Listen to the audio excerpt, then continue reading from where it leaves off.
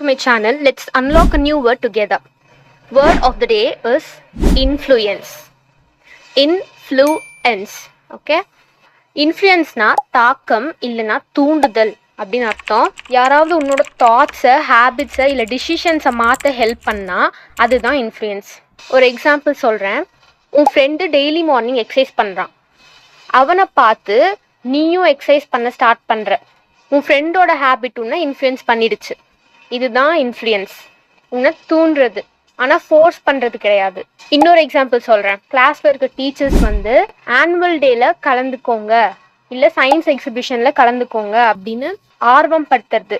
இந்த காம்படிஷன் இருக்குது, அது இருக்குது, இது இருக்குது, ஃபோட்டோஸ் கொடுப்பாங்க அப்படின்னு சொல்லி தூண்டுறது தான் influence. Your teacher influenced you. இன்னும் ஈஸியாக சொல்லணும்னா, யாராவது உன்னோட தாட்ஸை, ஹேபிட்ஸை இல்லை டிசிஷன்ஸை மாற்ற ஹெல்ப் பண்ணால் அதுதான் இன்ஃப்ளூயன்ஸ். சரி, ஓகே. இப்போ கமெண்ட் பண்ணுங்கள், உங்கள் லைஃப்பில் யார் உங்களை அதிகமாக இன்ஃப்ளூயன்ஸ் பண்ணியிருக்காங்கன்னு. தேங்க்ஸ் ஃபார் வாட்சிங். Follow for more videos.